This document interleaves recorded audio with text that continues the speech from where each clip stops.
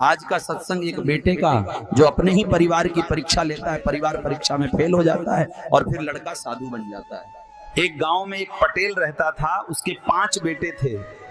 उनमें से 4 बेटे खेती बाड़ी का काम करते थे और 5वां बेटा खेत में अनाज उगाकर पूरे परिवार का पालन पोषण करता था। एक दिन वो 5वां बेटा जंगल के रास्ते से जा रहा था। रास्ते में उसे एक महात्मा मिले जो इधर उधर घूमते हुए सत्संग करते रहते थे।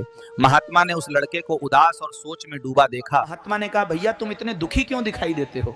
लड़के ने कहा, महाराज मैं एक किसान हूं, मैं अनाज पैदा करने के लिए कड़ी मेहनत करता हूं, उसी से मेरा परिवार चलता है। महात्मा ने कहा, भाई खेती में जीव जंतुओं की हत्या भी होती है, इससे पाप लगता है। लड़के ने कहा, महाराज अगर खेती नहीं करूं तो परिवार क्या खाएगा?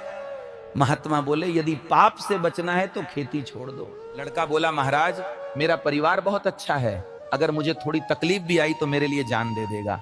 महात्मा मुस्कुराए और बोले, अगर ऐसा है तो मैं तुम्हारे परिवार की परीक्षा लेता हूं। महात्मा ने कहा, तुम घर जाओ, मां से रोटी मांगकर खाओ और खाते खाते अचानक बेहोश हो जाना, जैसे प्राण निकल गए हों।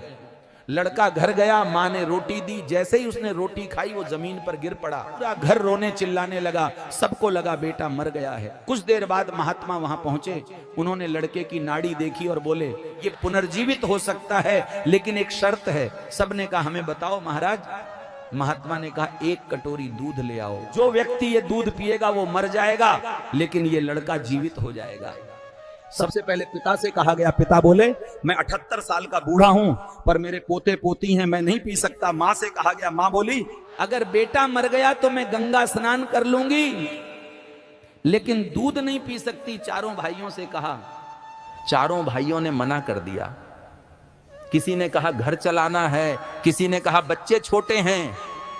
पत्नी से कहा गया, वो भी बोली पहले कोई और पी ले फिर मैं देखूंगी। पूरा परिवार चुप हो गया, कोई भी अपनी जान देने को तैयार नहीं था।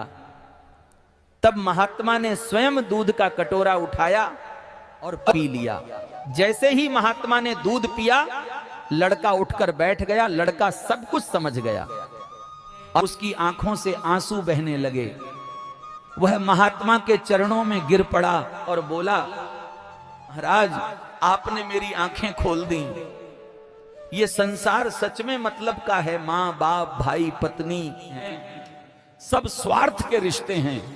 लड़के ने हाथ जोड़कर कहा, अब मैं इस माया में नहीं रहना चाहता, मुझे अपना शिष्य बना लीजिए। महात्मा ने उसे शिष्य बना लिया। लड़का संसार छोड़कर महात्मा के साथ चला गया और संत बन गया।